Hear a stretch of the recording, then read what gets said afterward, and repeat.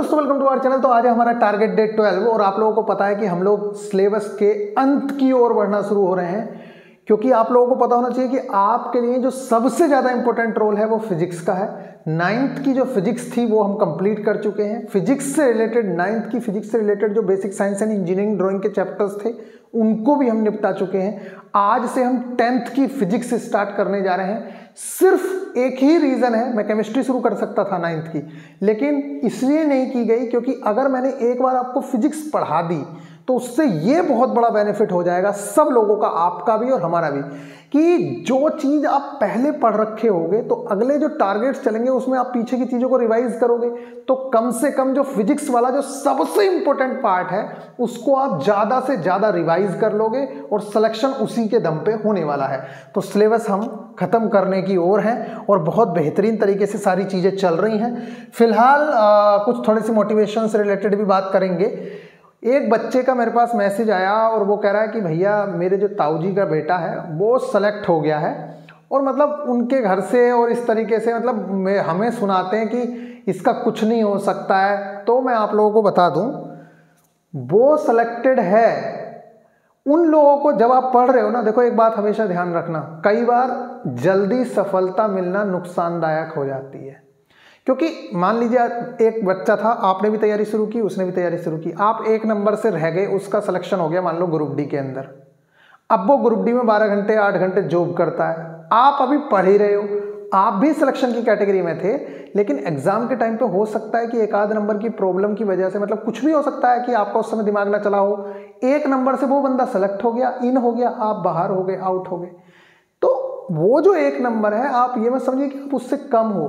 अब जो वैकेंसी आएगी उस टाइम, क्योंकि दोनों लोग बराबर ही थे, वो तो अपनी ग्रुप डी में नौकरी कर रहा है, मस्त है वो, लेकिन आप जो इस चीज से तड़प रहे हो कि यार मैं भी उतना ही बराबर काबिल था या उससे ज्यादा काबिल था लेकिन मेरी नौकरी नहीं लगी, तो अब आप और भी ज्यादा अच्छे से पढ़ रहे हो और निश्चित तौर से अब उससे ज़्यादा अच्छी जॉब भी डिजर्व करते हो, क्योंकि आपकी तैयारी इतनी अच्छी हो चुकी है।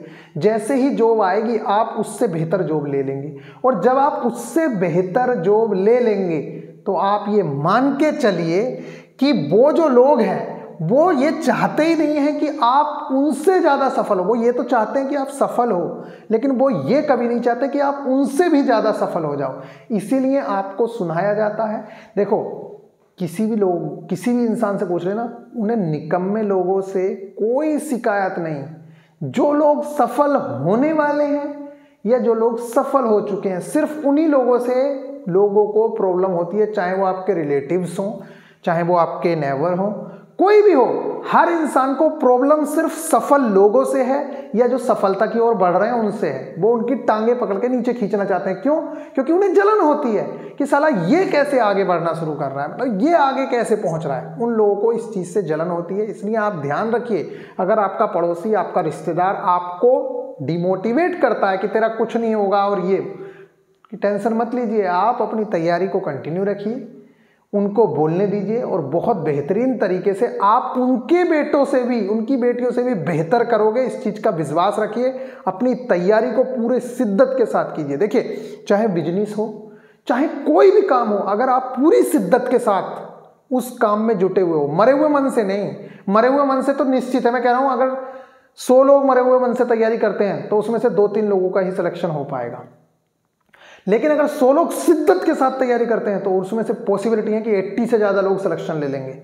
इसलिए आपने किसी भी काम में 100% देना सीखिए। अगर आपने 100% देना सीख लिया, निश्चित तौर से सफलता आप लोगों को मिल जाएगी। और सफल लोगों की बहुत सी आदतें हैं, आप लोगों को पता है कि भैया, जैसे अब ये देखो आप इसे, लोहा जितनी अधिक गर्मी सहन करेगा उतना ही ज़्यादा मजबूत बनेगा। ठीक इसी तरह से जो व्यक्ति जितना ज़्यादा हार्ड वर्क करेगा वो उतनी बड़ी सफलता हासिल करेगा।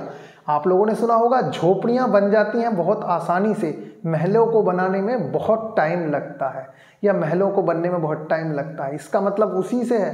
एक बंदे ने ग्रुप डी की नौकरी ले ली, अगर वो अपने आप को शहंशाह समझता है तो उसको समझा दो कि भाई झोपड़ी बनने में बहुत जल्दी झोपड़ी बन जाती है, लेकिन महलों को बनने में टाइम लगता है। यूपीएससी वाला लड़का, आप और यूपीएससी वाला लड़का दोनों साथ में तैयारी करेंगे, हो सकता है कि आप बहुत जल्दी सफलता पाके कोई नौकरी ले लो छोटी मोटी, या हम ले लें, लेकिन जो यूपीएससी वाला है उसको पूरी तैयारी में भी टाइम देना है और उसके साथ साथ पेशेंस भी रखना है, तब जाके उसे नौकरी मिलेगी। तो इतना घबराइए मत, तैयारी करते रहिए।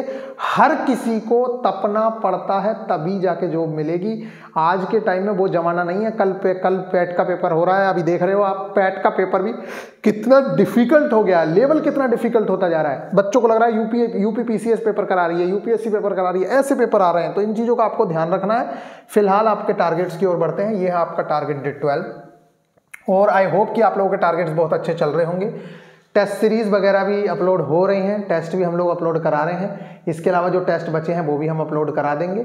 फिलहाल यहाँ पे देखिए टारगेट डेट 12 है और स्टैटिक जीके और करंट अफेयर्स। अगर मैं इसकी बात करूँ तो इसमें जो आपका टारगेट रखा गया है वो बहुत सिंपल सा टारगेट है। दिसंबर की इंपॉर्टेंट डेट वो भी इसलिए रखा है क्योंकि बाकी जो चीज़ें हैं उसमें काफ़ी डेप्थ में चीज़ें करनी है। अभी दिसंबर की इंपॉर्टेंट डेट है। अब जैसे ये वाला टॉपिक हमारा खत्म हो गया है, इसकी जगह हम या तो अवार्ड वाला टॉपिक उठाएंगे, ठीक है, या फिर हम लेटेस्ट अपॉइंटमेंट वाला टॉपिक उठाएंगे। जो आप कहोगे वो टॉपिक उठाएंगे, इंपॉर्टेंट है ये। जब हम अवार्ड में बात करेंगे तो सारे के सारे अवार्ड करेंगे। फिर स्पोर्ट्स की चीज़ें भी करनी है हमें, स्पोर्ट्स के गेम्स भी करने हैं, बहुत सारी चीज़ें करनी है। तो दिसंबर की इंपॉर्टेंट डेट हो गई। मूल अधिकार और मूल कर्तव्य, ये दोनों चीज़ें हम कवर करेंगे। इस चीज़ का ध्यान रखना। पॉलिटी से रिलेटेड क्वेश्चंस आपके हर एग्जाम में देखने को मिलेंगे। इसके अलावा ऑल पीएम ऑफ इंडिया, देखो जैसे कि कई बार क्वेश्चंस मैंने आपको बताया था कि राष्ट्रपति से रिलेटेड जैसे क्वेश्चंस पूछे जाते हैं, कोई घटनाक्रम दे देंगे और पूछ लेंगे ये घटनाक्रम किस प्रधानमंत्री के काल में हुआ, या 1971 में प्रधानमंत्री कौन थी, ठीक है। मतलब ऐसी कुछ चीज़ें पूछ ली जाती हैं। तो आपको क्रम से प्रधानमंत्रियों के नाम पता होने चाहिए। साथ में ये जरूर पता होना चाहिए किस सन से लेके किस सन तक ये रहे और कौन से नंबर के प्रधानमंत्री थे। ये वाली चीजें आपको पता होनी चाहिए। कौन से नंबर के ये राष्ट्रपति थे, ये वाली चीजें पता होनी चाहिए। बस ऐसे क्वेश्चंस पूछ लिए जाते हैं जो बेसिक्स हैं। इसके अलावा मैं बात करूं साइंस में, तो क्लास 10th की जो NCERT है उसका चैप्टर नंबर 10 लाइट वाला जो चैप्टर है, आपने देखा होगा 10 चैप्टर है, परावर्तन तथा अपवर्तन। एक बात मैं बता दूं, ये वाला जो चैप्टर है ये सिर्फ CBT 1 में है। CBT 2 में इससे रिलेटेड कोई भी क्वेश्चन नहीं आया था क्योंकि ये सिलेबस के अंदर नहीं है। तो CBT 1 के हिसाब से जितना करना है उतना मोर देन इनफ होगा, जितना आपको करवाया जाएगा। प्लीज़ उसको जरूर से जरूर कर लीजिएगा। एक लेक्चर तो मैं दूंगा लेकिन काफ़ी बड़ा चैप्टर है, इस चीज़ को समझ लीजिए। देखो इलेक्ट्रिसिटी जो चैप्टर है 12वां वाला, ये वाला चैप्टर 10वां प्रकाश है लाइट वाला, इसके बाद वाला ह्यूमन आई है। तो ये चैप्टर्स आपको CBT 1 के लिए बहुत इंपॉर्टेंट है, RRB JEE प्री के लिए भी इंपॉर्टेंट है, बाकी एग्जाम्स के लिए भी इंपॉर्टेंट है। लेकिन ये CBT 2 के लिए इंपॉर्टेंट नहीं है क्योंकि CBT 2 में ये वाली चीज़ें नहीं आ रही हैं, ठीक है। वहाँ पे फिजिक्स का जो पार्ट आ रहा है वो मैंने आपको बताया है और वो पहले ही कवर करा रहे हैं। जैसे ही इलेक्ट्रिसिटी आएगा इसके बाद ह्यूमन आई करेंगे, फिर हम इलेक्ट्रिसिटी पे चलेंगे तो उसको बहुत डेप्थ में पढ़ेंगे क्योंकि उसको आपको पढ़ना बहुत ज़्यादा कंपलसरी है।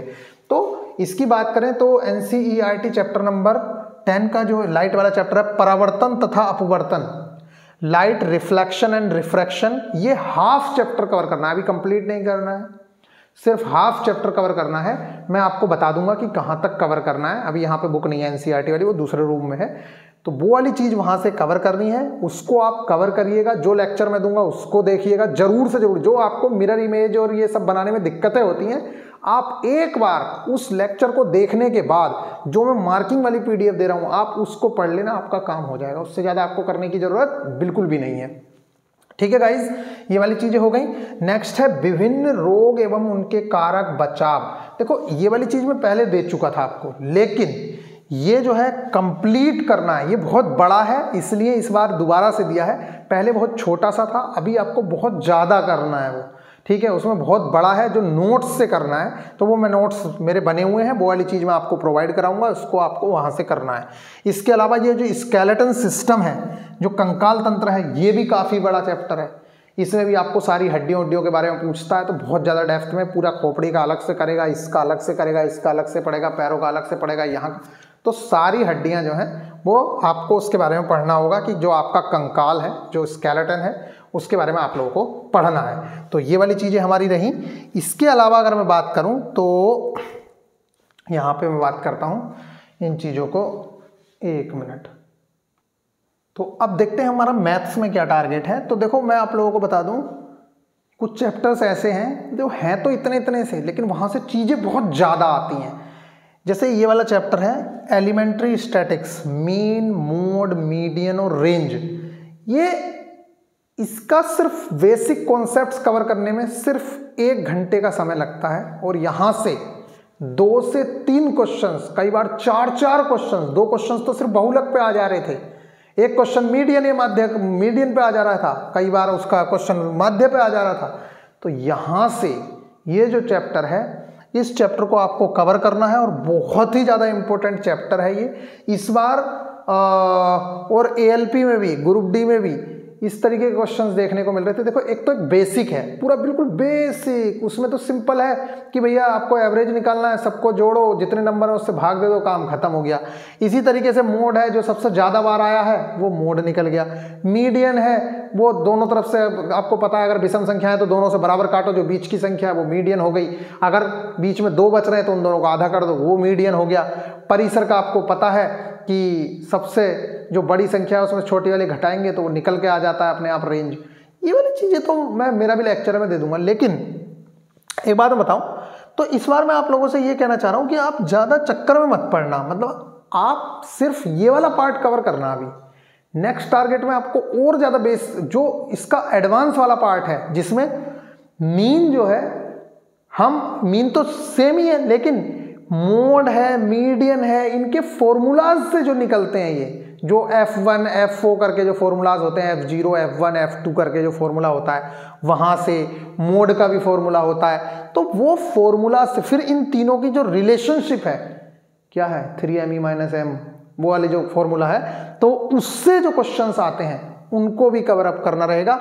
या इसी हफ्ते करवाऊंगा तो मैं बता दूंगा आप लोगों को। एक लेक्चर देखने से तो काम बनेगा नहीं, क्योंकि सिर्फ एक ही लेक्चर देखोगे। तो इस हफ्ते ये वाला चैप्टर हमें पूरी तरीके से कवर करना है, इसी हफ्ते करेंगे, बिल्कुल टेंशन लेने की जरूरत नहीं है। क्योंकि एक मुझे लग रहा था, एक मेरे दिमाग में गलत हो गया था, तो 2 दिन में हम ये वाली चीज कवर करेंगे। इसके अगले जो 2 दिन होंगे उसमें हम इसका एडवांस वर्जन कवर करेंगे। एडवांस में हम लोगों को मैं बता रहा हूँ तुम्हें, उसके जो क्वेश्चंस हैं, अगर 3 क्वेश्चंस आ रहे हैं तो रेयर केस में वहां से क्वेश्चन आता है। मैक्सिमम जो है पार्ट 1 से ही क्वेश्चन आते हैं, जो इजी लेवल के हैं। आप अपने प्रीवियस ईयर जरूर से जरूर देखें साथ में कि किस तरीके के क्वेश्चंस आए हुए हैं, और जिस तरीके के क्वेश्चंस आपको दिखेंगे, बड़े वाले क्वेश्चंस हैं, पहली बात तो वो वाले जो क्वेश्चंस हैं पहले छोड़ देते हैं, उनको बाद में करना होता है सबसे, अगर बड़ा क्वेश्चन दिख रहा है तो, ठीक है, क्योंकि उसमें टाइम लगता है, टेबल बनानी पड़ती है, बहुत सारी चीजें होती हैं। तो ये भी स्मार्ट अप्रोच है, क्योंकि एक टॉपर को ये पता होता है कि उसे क्या चीज़ छोड़नी है, क्या चीज़ करनी है। ये टॉपर की पहचान होती है, तो आपको पता होना चाहिए। जैसे सीटिंग अरेंजमेंट है, अगर इजी क्वेश्चन है तो बना लो, अगर आपको लग रहा है बहुत बड़ा क्वेश्चन है तो एक ही नंबर तो देके जाएगा यार, इसके पीछे क्यों पढ़ना है, सीधे निकल के जाओ, पहले पीछे तक पेपर देखो। पता चला इसके चक्कर में पीछे के 5 क्वेश्चन ना देख पाए, और वो 5 में से 3 क्वेश्चन आते थे आपको, तो गए ना 3 नंबर, ये क्वेश्चन भी नहीं हुआ, तो आपको हमेशा पछतावा रहेगा। इसलिए पीछे तक राउंड मारना जरूरी होता है पेपर में। ये वाली चीज़ें आप लोगों को हो गई। रीजनिंग में ये वाली चीज आपको करनी है। इसके अलावा अगर किसी का भी पाइप सिस्टम कंप्लीट ना हुआ हो तो पाइप सिस्टम के PYQ भी कर लेना। वैसे हो ही गए होंगे क्योंकि उसे हमने काफी टाइम दे दिया है। तो एलिमेंट्री स्टैटिक्स इसलिए आपको कराई जा रही है कि जब आप टेस्ट लगाएं तो जो आप क्वेश्चन छोड़ रहे हो आपको स्कोर बढ़ता हुआ दिखे। आपको ये भी तो लगना चाहिए कि यार मेरे 12 टारगेट हो गए, मेरा स्कोर बढ़ रहा है कि नहीं बढ़ रहा है। तो वो ये चैप्टर्स हैं। इसके बाद DI है, वो वाला चैप्टर भी करवाएंगे। तो ये जो चैप्टर्स हैं ये आपको दिखाएंगे स्कोर को बढ़ता हुआ कि मेरा स्कोर बढ़ रहा है या नहीं बढ़ रहा है। ये वाली चीज हो गई एलिमेंट्री स्टैटिक्स। इसके अलावा मैं बात करूं रीजनिंग में, तो रीजनिंग में हमारा जो मोस्ट इंपोर्टेंट चैप्टर आता है कैलेंडर। इससे देखो वैसे तो सिंपल ही क्वेश्चन पूछता है, ज़्यादा डेप्थ में नहीं जाता है। आपको देखो हर चैप्टर के बेसिक्स बहुत अच्छे से आने चाहिए। बेसिक्स से रिलेटेड बहुत क्वेश्चन पूछता है हर चीज़ में। बेसिक्स उसका बहुत फेवरेट है, क्योंकि ग्रुप डी ALP का मतलब है कि आपको बेसिक्स पता होने चाहिए बस। बाकी वो अपना देख लेंगे जो कराना है। आपसे कोई बहुत बड़ा ये नहीं है कि वहाँ पे मैथ्स में कैलकुलेशन करानी है, अकाउंटेंट बनाना है आपको, ठीक है। साइंस इसलिए पूछता है वो क्योंकि साइंस की वहाँ पर नीड भी है। यहाँ पे अगर मैं बात करूँ साइंस की नीड है, ये मत समझना, साइंस की ALP में भी नीड है, ग्रुप डी में भी नीड है। यहाँ देखते हैं रीजनिंग। कैलेंडर का हाफ चैप्टर आपको कवर करना है, मेरे नोट से कवर होगा, प्लस जो रीजनिंग के मैं लेक्चर दूंगा।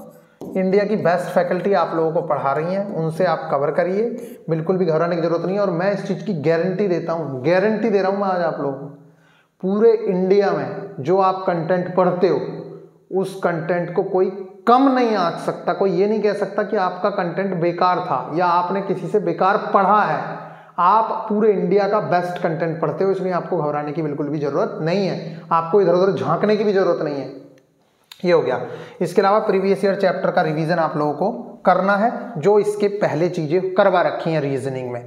ये चीजें हो गई। बेसिक साइंस एंड इंजीनियरिंग में बात करूं तो देखिए, बेसिक साइंस एंड इंजीनियरिंग में जो प्रोजेक्शन है, इसका जो रिमेनिंग पार्ट है वो आपको कवर करना है। रिमेनिंग पार्ट क्या है? कुछ बुक्स में जो व्यूज वाला चैप्टर है वो अलग दे रखा है, लेकिन इन जो लेक्चर्स से आप कवर कर रहे हैं वो व्यूज उसी में इंक्लूडेड है।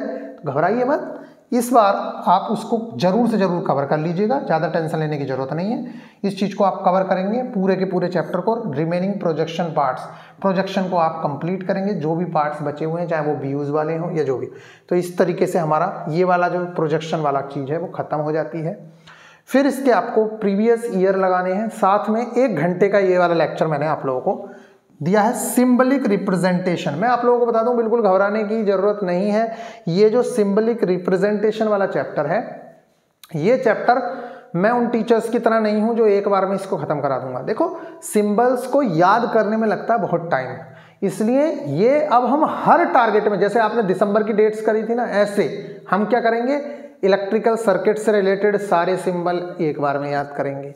फिर उसके बाद हम देखेंगे इलेक्ट्रॉनिक्स से रिलेटेड सारे एक साथ याद करेंगे। इस तरीके से जितने भी हैं, जैसे अब हम देखेंगे लकड़ी के जितने सिंबल हैं उन्हें एक बार याद कर लेंगे। रफनेस से रिलेटेड, स्मूथनेस से रिलेटेड जो है उन्हें एक बार में याद कर लेंगे। हर टारगेट में एक एक चीज़ लेके चलेंगे जिससे कि वो आपको याद रह जाए। जैसे कि अगर मैं आपको सारी डेट्स एक साथ दे दूं तो क्या आप याद कर लेंगे? जनवरी फरवरी की टीचर्स करा देते हैं, कभी याद नहीं होती, लेकिन अब आपके वो चीज़ याद हो गई होंगी। ठीक इसी तरीके से सिंबल जो है वो एक बार में खत्म होने की चीज़ नहीं है, लेकिन सिंबल्स का बेसिक समझने के लिए ये 1 घंटे का लेक्चर है। इस लेक्चर को आप निपटाइएगा। ये लेक्चर निपटाने के बाद फिर आपको शुरू से करवाएंगे, ये चैप्टर यहाँ खत्म नहीं होगा, शुरू से करवाएंगे। इससे आपकी बेसिक अंडरस्टैंडिंग होगी। बस यहाँ से बेसिक अंडरस्टैंडिंग करने के बाद फिर हम आराम से लेके चलेंगे। और अभी बहुत टाइम है, आपकी बेसिक साइंस एंड इंजीनियरिंग को हम रिवाइज भी करवा देंगे, इतना टाइम है, आप टेंशन मत लीजिएगा। फिलहाल ये आप लोगों की सारी चीज़ें कवर होती हैं और आई होप कि आप लोगों ने ये सारी चीज़ें देखी होंगी। इस टारगेट को आप अचीव करिएगा और जितने भी लेक्चर्स आपको प्रोवाइड कराए जाते हैं उन चीज़ों को देखिए और घबराइए मत। बहुत अच्छे से आपकी तैयारी चल रही है, अपना पूरा एक बार सिलेबस कंप्लीट हो गया, बिना डर के आराम से एंजॉयमेंट के साथ तैयारी करिए। मिलेंगे नेक्स्ट वीडियो में, ख्याल रखिएगा, टेक केयर।